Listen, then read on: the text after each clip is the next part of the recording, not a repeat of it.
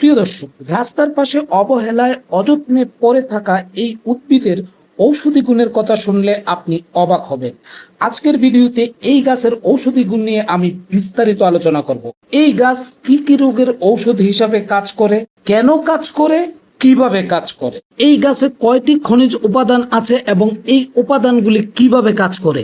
পরিশেষে আলোচনা করব এই গাছ আপনি রোগের জন্য কিভাবে ব্যবহার করবেন। তো প্রিয় দর্শক, ভেষজ এই উদ্ভিদের ঔষধি গুণের বিস্তারিত তথ্য দিয়ে সাজানো হয়েছে আজকের ভিডিওটি। তো প্রিয় দর্শক, চলুন মূল আলোচনায় প্রবেশ করি।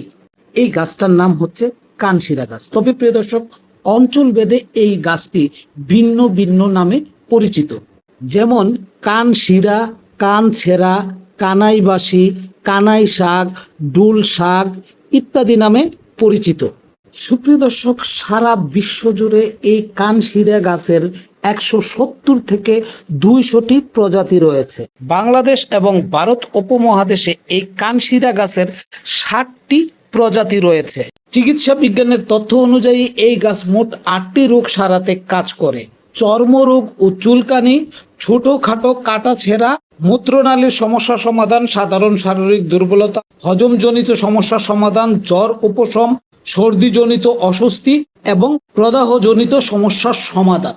এই কানশিরা শাকে আছে 13টি শক্তিশালী ফাইটোকেমিক্যাল এবং 5টি জরুরি খনিজ উপাদান।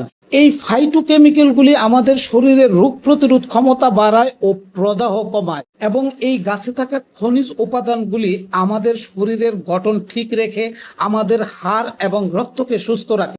সুপ্রিয় দর্শক, এবার আমি আলোচনা করব এই কানশিরা গাছ কোন রোগের জন্য কিভাবে ব্যবহার করবেন।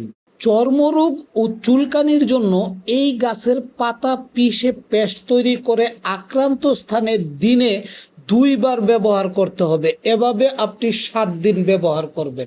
কিডনি এবং মূত্রনালীর সমস্যার জন্য এই শাকের কচি ডগা ও পাতার রস তৈরি করে প্রতিদিন সকালে খালি পেটে 1 থেকে 2 চা চামচ সেবন করতে হবে।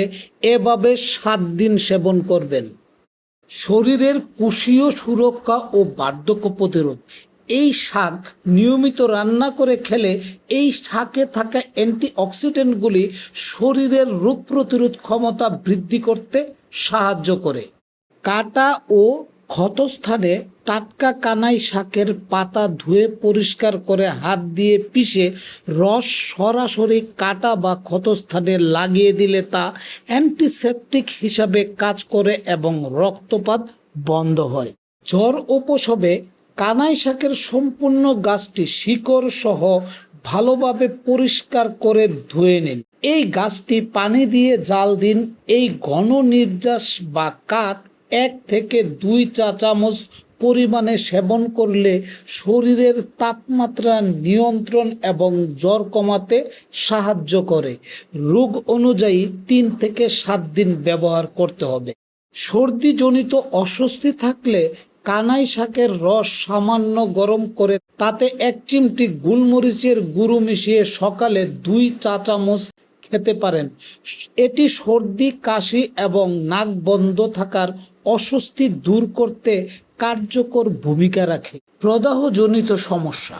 শরীরের কোনো অংশ ব্যথা বা ফুলে গেলে সেখানে টাটকা পাতার পেস্ট বা রস দিয়ে প্রলেপ দিন।